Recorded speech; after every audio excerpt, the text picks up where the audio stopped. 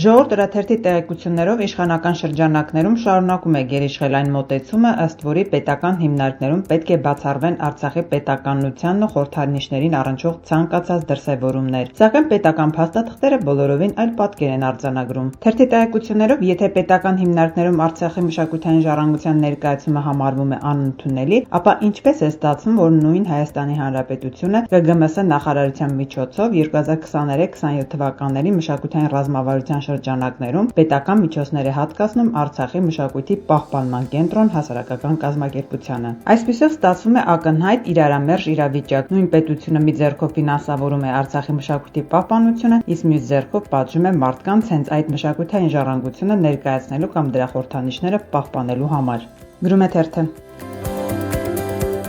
Ժողովուրդ օրաթերթը գրում է. Հայաստանից արտահանմամբ զբաղվող միջազգային բեռնափոխադրումներ իրականացնող գործարարներն ու տրանսպորտային ոլորտի ներկայացուցիչները դժգոհել են, որ եվրոպական ուղղությամբ բեռների տեղափոխման գործընթացում շարունակում են բախվել լուրջ վարչարարական եւ մաքսային խոչընդոտների, որոնք իապես մեծացնում են թե ժամանակային, թե ֆինանսական ծախսերը։ Թերթի զրուցակիցների փոխանցմամբ Հայաստանից Եվրոպական միության անդամ երկրներ արտահանվող ապրանքները սահմանային անցակետերում միանգամից չեն բաց թողնվում։ Բեռնատարները ենթարկվում են երկարատև ստուգումների, կապարակնքվում են, օրերով մնում մաքսային տերմինալներում, իրականացվում են լրացուցիչ ձննություններ ու վարչարարական ընթացակարգեր։ Այս իրավիճակը հատկապես ծանր հետևանքներ ունենում գյուղատնտեսական եւ արագ փչացող ապրանքների արտահանման դեպքում։ Մինչ ապրանքը սպասում է սահմանային ձևակերպումների ավարտին, գործարարները կրում են լրացուցիչ վնասներ թե ապրանքի որակի վատթարացման, թե ժամկետների խախտման պատճառով։ Գրում է թերթը։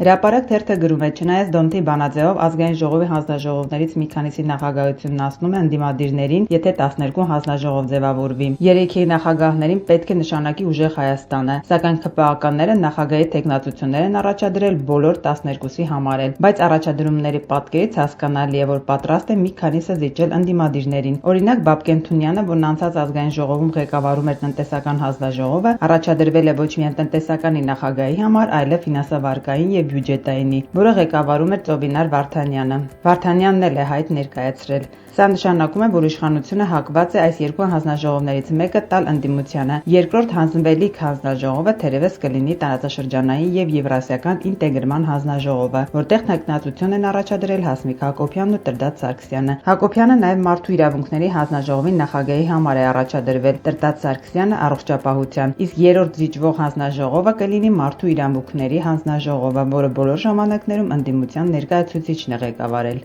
Գրում է թերթը։ Հրապարակ թերթը գրում է. մինչ իշխանությունը Փաշինյանի գլխավորությամբ կենաց մահու պայքար է մղում Գյումրին ուզուրպացնելու համար, տեղի իշխանությունների ու գործընկերների միջև անջրպետը խորանում է։ Թերթի տեղեկություններով կալանավորված Վարդան Ղուկասյանի փեսան Ավետիս Առաքելյանը, որը լինելով քաղաքապետի առաջին տեղակալ, փոխարինում է Ղուկասյանին, գործընկեր կուսակցությունների միջ այս պահը չի տեղեկացրել, գնում է խորհրդարան, թե շարունակում է փոխքաղաքապետ աշխատել։ Գործընկերները վիրավորված են այս վերաբերմունքից, հատկապես որ պարզ չէ, թե Առաքելյանի հրաժարականից հետո ով է փոխարինելու նրան։ Գրում է թերթը։